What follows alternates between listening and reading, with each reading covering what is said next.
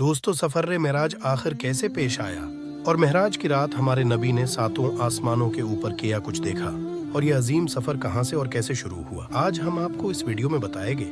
تو چلیے سفر کو شروع کرتے ہیں۔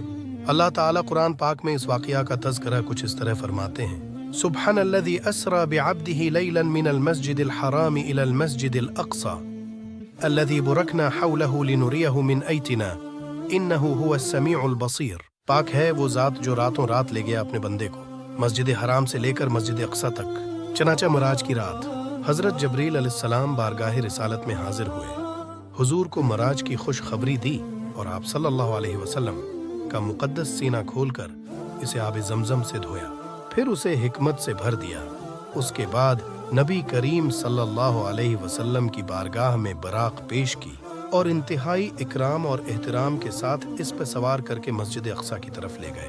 بیت المقدس میں ہمارے نبی کریم صلی اللہ علیہ وسلم نے انبیاء کی امامت کی، پھر وہاں سے آسمانوں کی طرف لے گئے۔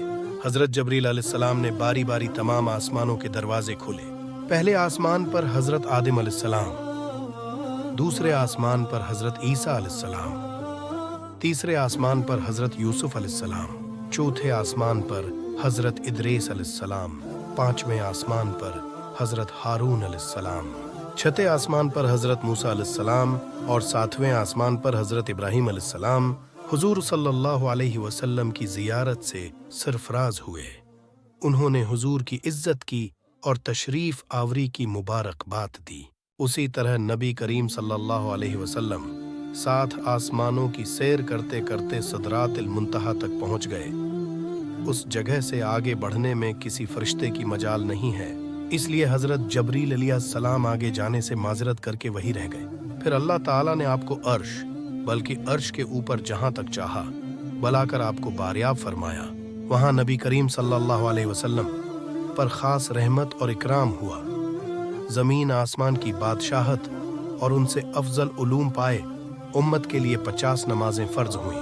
نبی کریم صلی اللہ علیہ وسلم نے بعض گناہگاروں کی شفقت فرمائی، پھر دنیا میں اپنی جگہ واپس تشریف لائے۔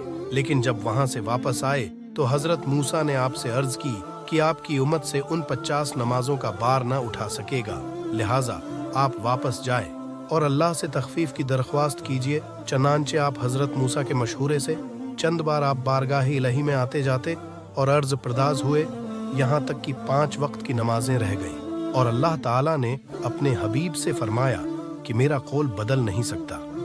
اے محبوب، آپ کی امتی کے لیے نمازیں تو 5 ہوگی، مگر میں آپ کی امتی کو ان 5 نمازوں پر 50 نمازوں کا ثواب عطا کروں گا۔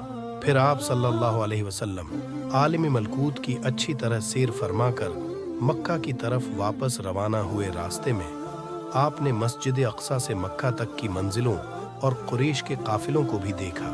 ان تمام مراحل کو طے کرنے کے بعد مسجد حرام میں پہنچ کر چونکہ ابھی رات کا کافی حصہ باقی تھا، سو گئے اور صبح کو بیدار ہوئے۔